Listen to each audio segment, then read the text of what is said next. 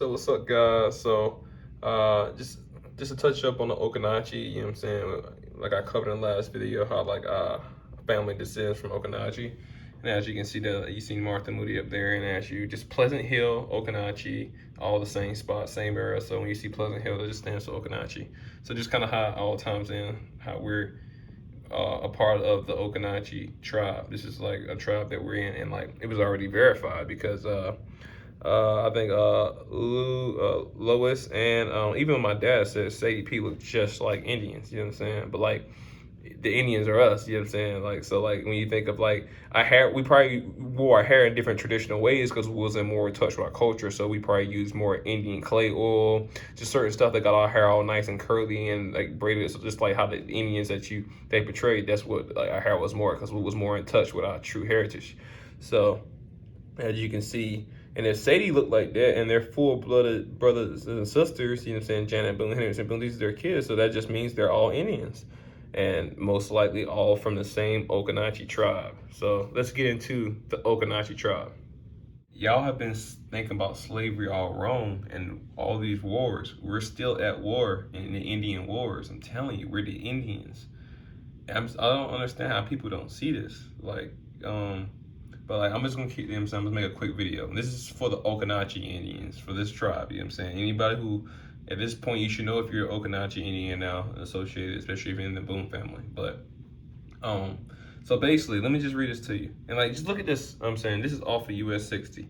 The Okanachi Indians. The Okanachi Indians once lived nearby on an island in the Roanoke River, well known for trading goods with other Indian nations and colonists. The Okanachi reside close to several Indian paths. They also hunted, fished, and raised crops, which included corn, beans, and tobacco. You gotta think tobacco and corn are native and indigenous to America.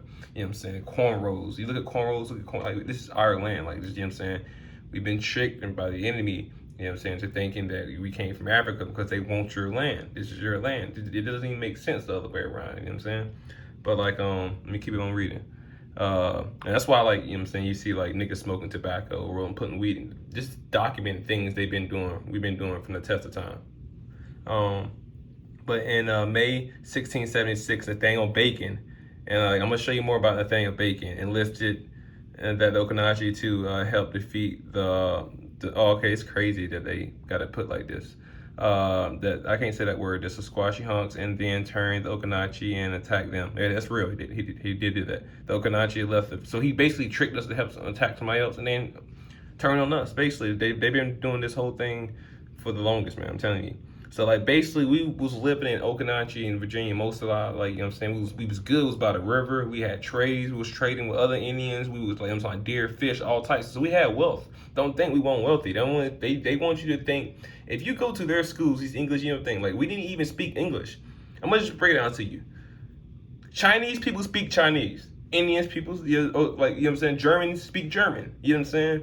If you don't speak Americans, you know what I'm saying, the Indians who are speaking our Indian languages. Mexicans should speak Mexican, but they speak Spanish because they got colonized by Spain. You understand how that works? You're gonna speak whoever you got colonized by. So that's why we speak English. If we got colonized by the Spanish, mostly we'll be speaking Spanish. But now basically, you know what I'm saying, I was going to say we had wealth. The Saponis the neighbors of the Saponis and the Torteros soon afterward, by 1701, the Okanachis were living on the Eno River in North Carolina. All right, but enough of that. I want to get to this part. So basically, man, like, I'm gonna read this really quick too. So just make it short. Oh yeah, I wanted to show this too on the sign. I'm sorry. So if you look at that sign, I'm telling you, they even got it right in front of your face. That's like supposedly an English settler standing on an Indian. Yeah, conquered your land. Basically, because he was jealous that we had motion. Like, just, you know what I'm saying, just how, like, oh, they had, yeah, like, look at this trade route they got. They right by the river, they got it perfect, man. We need that. That's basically what he's thinking. Greed. But, okay. The Okanachi Indians were a tribe of the American Indians who lived in Piedmont region. It's basically kind of going to repeat this, but it's a little bit more in detail, so it's the only reason we'll read this. And on what are now North Carolina and southern Virginia prior to the European settlement. They are first mentioned in historical records in 1650 with an eponymous Indian guide told the English explorer Edward Bland that there was an island in the Roanoke River near present-day Clarksville, Virginia, and some of the Okanachians lived. And the Okanachi reached their greatest prominence as middlemen, you know what I'm saying? And because they was basically middlemen in fur, deerskin trade, and that flourished between the Virginians and the Piedmont Indians during the 1660s and 1670s. Like, so they're talking about us. Do not think they're talking about these $5 Indians they show you. Although no written accounts of the Okanachian language have survived, the tribe is thought to have spoken an Eastern Samoan dialect like many other Piedmont neighbors. You know what I'm saying? We spoke our own languages. English is not our language.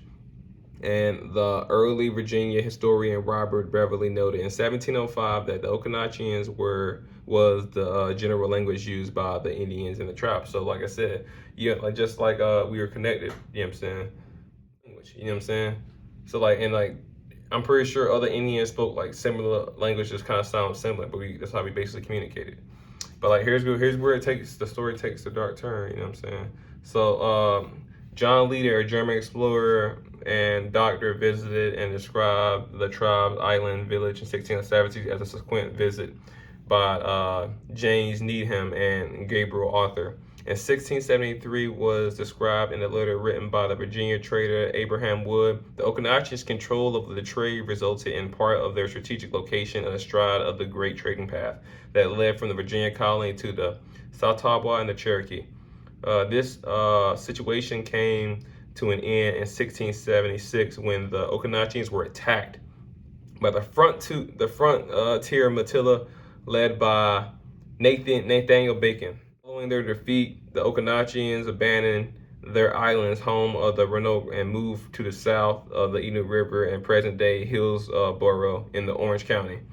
English explorer John Lawson visited briefly described the village. In the 1701, he noted there that the cabins were hung with a good sort of tapestry and fat bear and barbecue and dried and vision. No Indians having greater plenty of provisions than these. But and there's more you can read, you know what I'm saying, from this site. But basically, just like this dude, basically, you know what I'm saying, if you look, like before the Virginia Rebellion it came to be called, began the earnings of 1674. Some freeholders of the Virginia frontier demanded that the Native Americans, including those in the friendly tribes, like we was chilling, doing our own thing, smoking weed, trading, getting money, living there on treaty protected lands, like which we was, you know what I'm saying, like we were already like, oh, we good, like basically we won't never like. So when these people was coming over here, we basically was like, I mean, you just don't come near our part. I mean, y'all can stay on this overall, you know what I'm saying, just find somewhere, just don't be on our land. Y'all find your own part, y'all do your own thing. But because their jealousy and greed, these are where these issues come from. They and demanded that the Native Americans, including those in friendly tribes living on treaty-protected land, should be driven out or killed. Historians have noted that that the hatred among the settlers towards the Native Americans is historically underrepresented. Catalyst of Bacon's rebellion was equally about violently displacing Indians and exploiting hatred. It was about changing frontier policy in Virginia.